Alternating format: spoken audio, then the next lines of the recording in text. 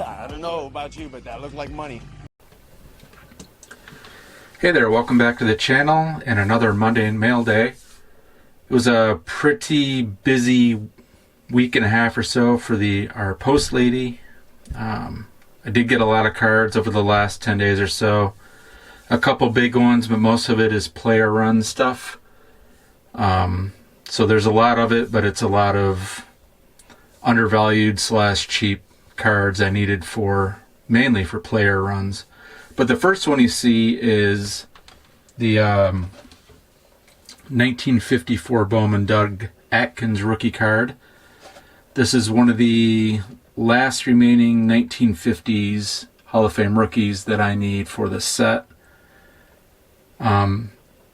Atkins was actually a draft choice of the Cleveland Browns, but he's better known as a Chicago Bear. Supposedly, according to, I think it was Pat Summerall may have said this, but Paul Brown actually traded Atkins because he burped out loud in a team meeting. Sadly for Brown, Atkins was traded to the Bears and he became a first-team All-Pro 4 times and an 8-time starter in the Pro Bowl. Obviously, Atkins is a Hall of Famer, and this is his rookie card graded in a PSA 4. It's a really nice 4. As you can see, centered pretty well. Pretty good color on it.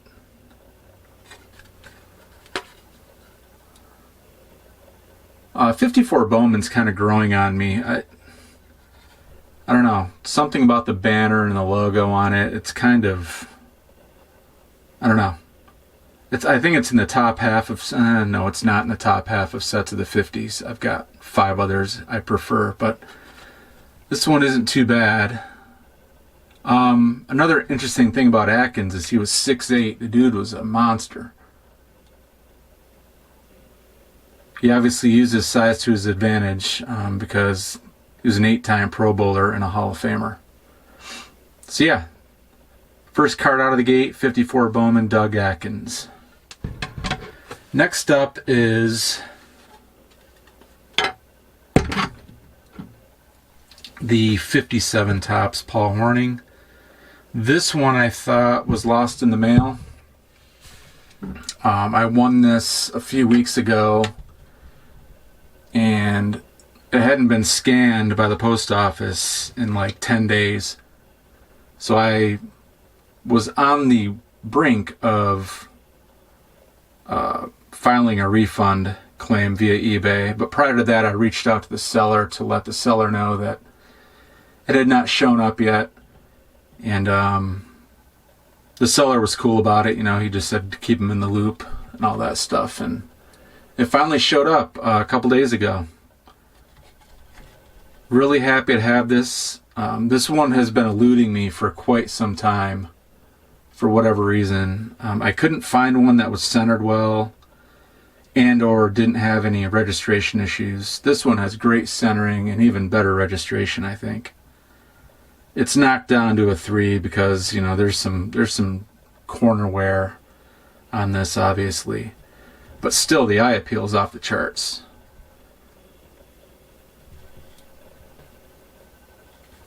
Yeah, Paul Hornung, of one of the famous Packers of his time. You know, Hornung was actually the first Heisman Trophy winner to win an MVP. And he was on teams that won 4 titles.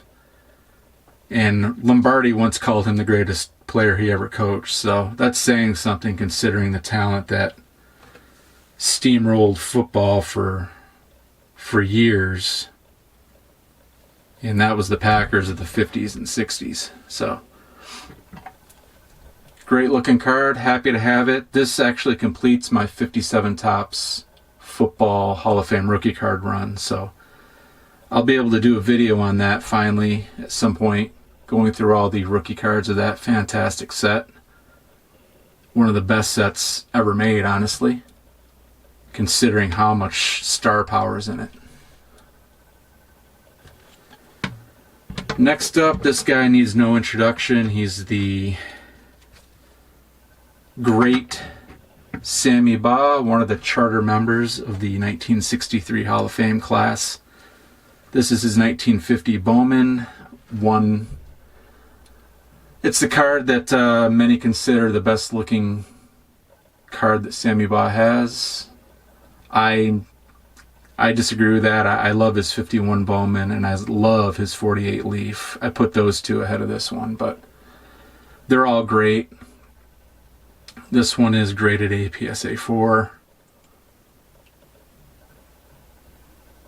Not a bad looking PSA 4. It's the centering shifted a little bit, bottom right to upper left, but other than that, this is a really gorgeous. The registration on it's almost perfect. And there's the back.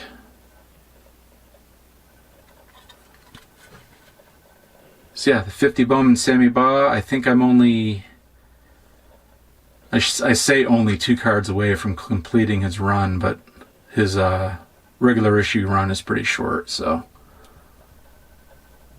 still happy to have this one finally. Next up is a little bit of an oddity. This is a 1971 Dell Joe Namath.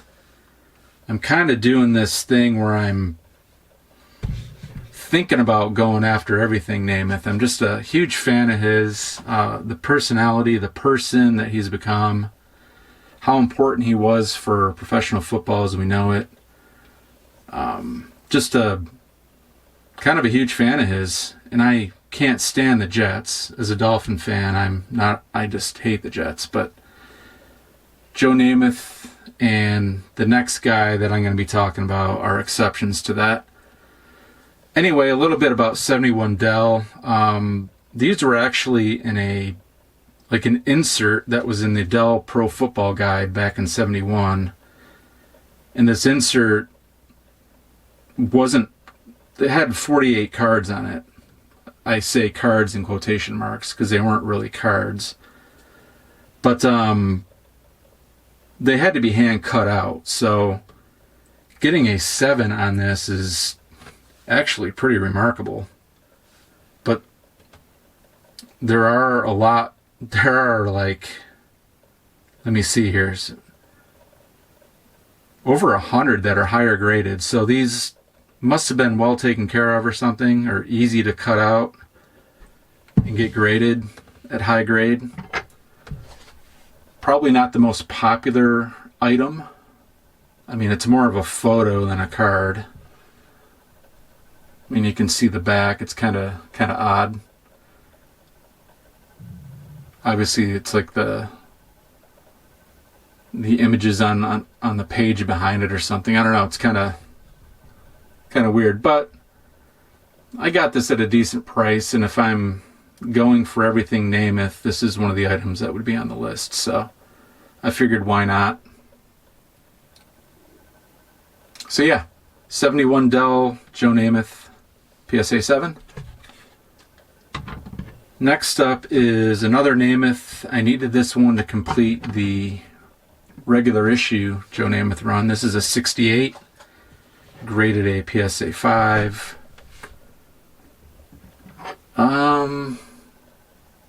This is actually kind of a pricey card, and you start getting into 6 and 7 grades, the prices really start to creep up. This 5 looked pretty good. The centering's off a little bit, but the corners and edges are really good on this.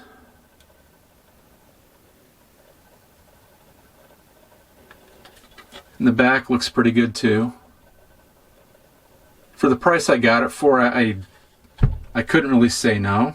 It presents better than the graded it was assigned, and it completes the Namath run for me. So unless you count the 72 Topps high number in action, which that's not really that's more of a quote unquote insert.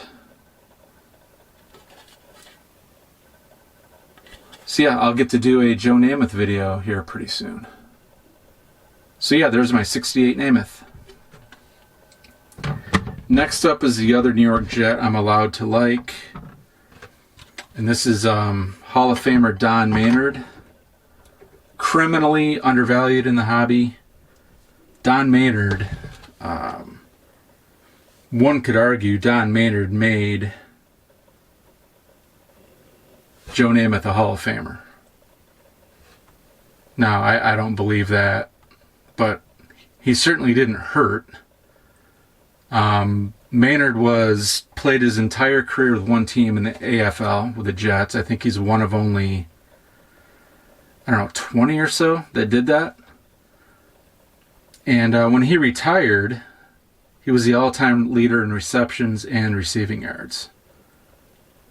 And I think one of the records was broken shortly after he retired.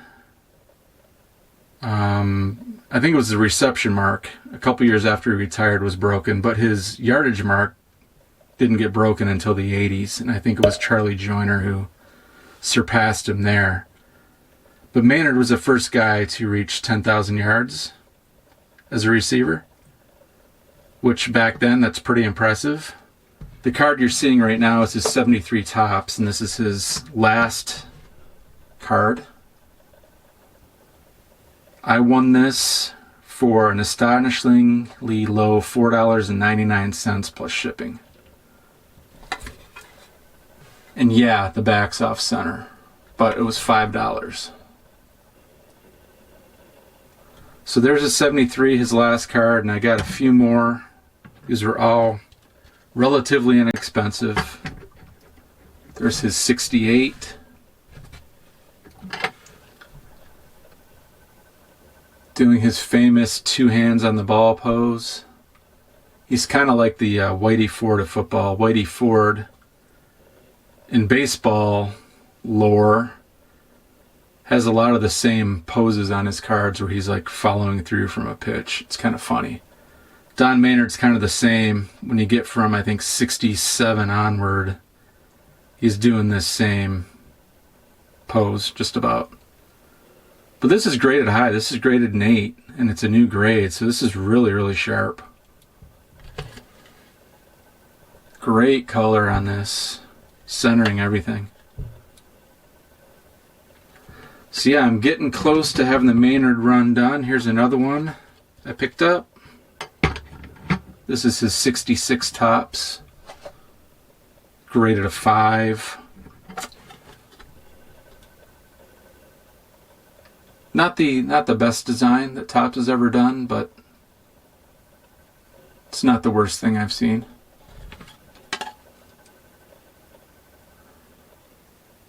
So yeah, 66 Topps is, there's no real big rookies in this set. It's got the second year Namath.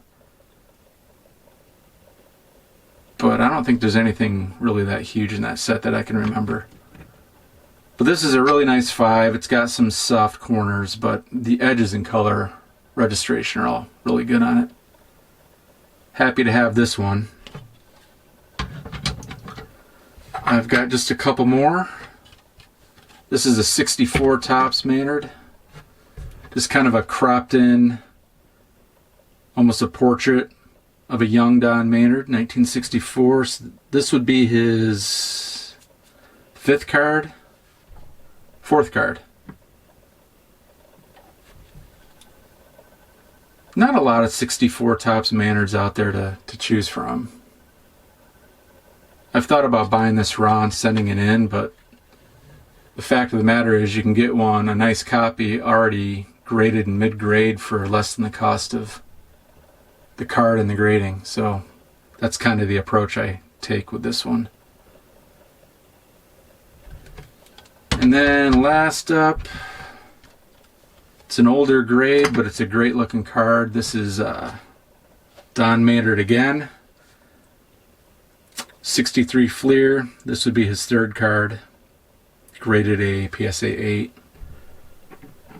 And he's wearing his New York Titans uniform in this picture. They changed their name from the Titans to the Jets in 1963, so The card has the right team name on it, but he's clearly wearing the New York Titans jersey.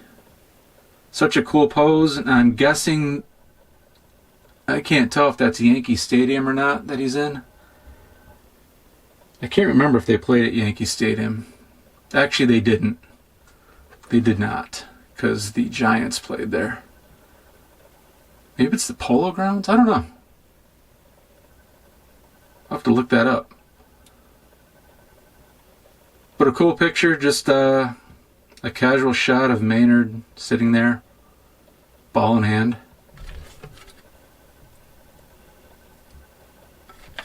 Early Fleer football is not the easiest stuff to find either, and it's definitely not the easiest stuff to find reasonably well centered.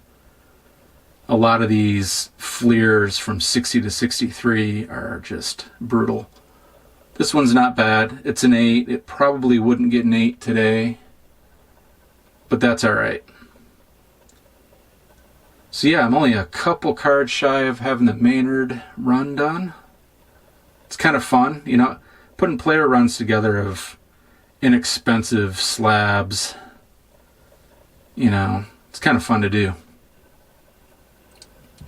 And last but not least, you see it in the background. This arrived this week, and I've already done a video on it, but I'll show it off again. This is the 48 to 52 exhibits autogram with the postcard back. Some people don't even know that they have postcard backs. That's how rare these are. As I mentioned in the video I did, there's only 2 that are graded. And this is the highest graded of the 2. The other one is an SGC 3. This one got a 4.5. Not quite sure how, because that sure looks like a pencil mark or something there. That, or maybe it's in the image on all of them. I've never really looked. But yeah, this is one of 2 that exist. I'm super thrilled to have this. This is going to be displayed right back here all the time, just because I love it. So yeah, thanks for hanging out this long. I appreciate it, and we'll see you on the next one. Take care.